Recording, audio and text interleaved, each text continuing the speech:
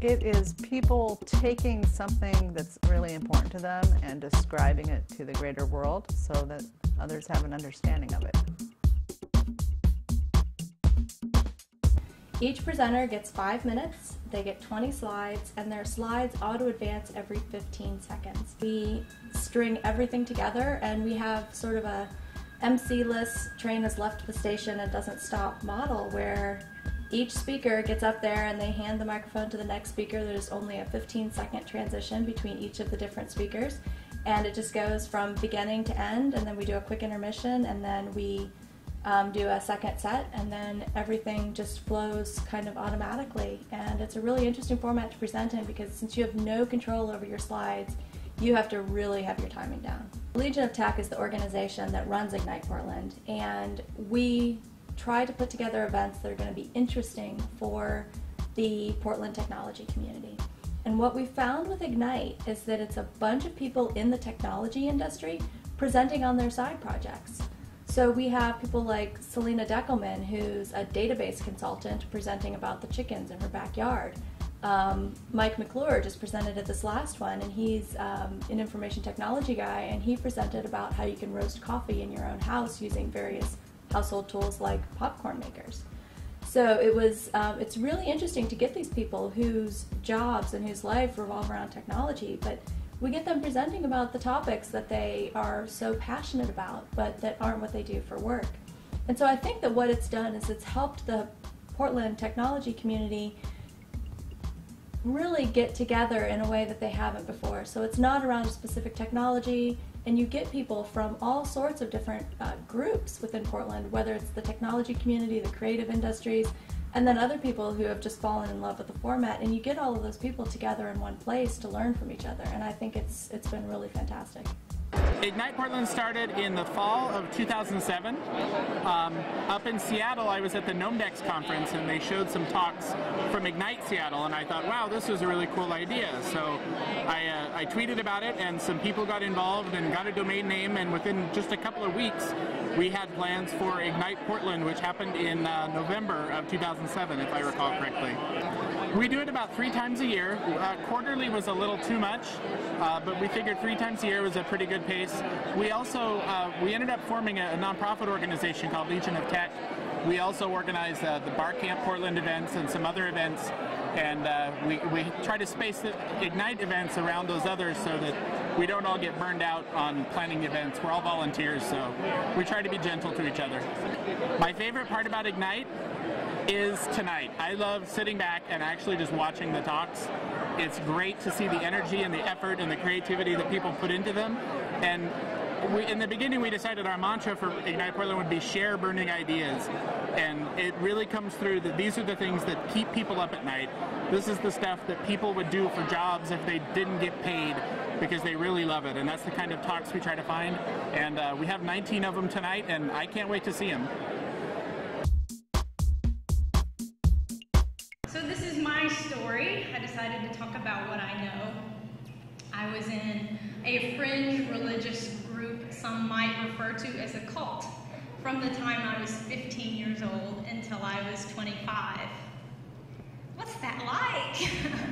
But it's great. It's a 5-minute talk on how I used karaoke to keep from being like the shy guy that I grew up to be, wanting to deal with computers more than I wanted to deal with humans. Right here. Someday we'll find it, the rainbow connection, the lovers, the dreamers, and me. All of us under its spell. We know that it's probably magic. I decided, I believe I want to be a human systems analyst. And I've been trying to figure out what people are doing ever since. And that's what anthrodynamics is. It's the study of human action. It asks, what are people doing? The first axiom, most people don't know what they're doing most of the time.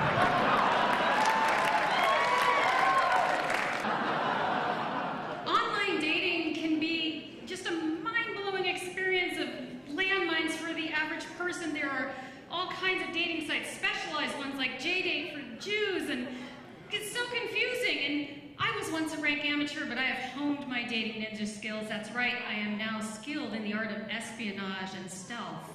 My name is Brett. I'm here to talk about rural mailboxes. Before there was Twitter, before there were smartphones, email, even faxes, there was mail. Actual pieces of paper that people sent to each other. Snail mail. And finally, whatever happiness means to you, please go out and go after it. Because life, like Bloody Epiphanies and Ignite presentations, is over sooner than you think. Thank you. It's not something I usually do. And so when I first got up there and the light shone on my face, I couldn't see anybody. And that was a little strange. And then I was kind of nervous at first. By the end of it, I was just ecstatic. It was so wonderful to be received that way and to have people love my work and to get a good message across to them. It was really awesome. Really think about what you want to have going on behind you, and don't underestimate the amount of time that takes to do that, because I think I spent close to 30 hours putting my slides together. They were good, but it takes at least that amount of time to do it. And if you're kind of doing it at the last minute and your slides aren't very good, your presentation is going to suffer from it. If your slides are great, you have that extra confidence to say what you need to say.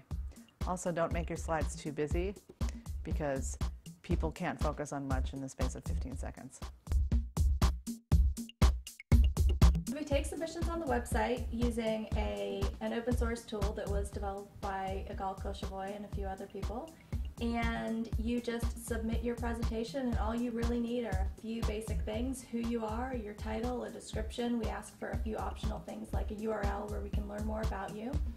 And so you just submit it on the website, and we usually open up the submissions for the next Ignite Portland at the following one. So when we ended Ignite Portland 7 last week, we opened it up for submissions for Ignite Portland 8, which will be March 3rd. So anybody can submit now, and it's just done online. It's really easy. There's not a whole lot of information that you have to provide. It's really easy to start an Ignite in your own city. So these Ignites happen all over the world. They're in Bangalore, they're in Australia, they're in just about every country, every continent you can imagine. And O'Reilly, some people at O'Reilly are the people who started Ignite, and O'Reilly provides all of these tools that people can use to run their own Ignite.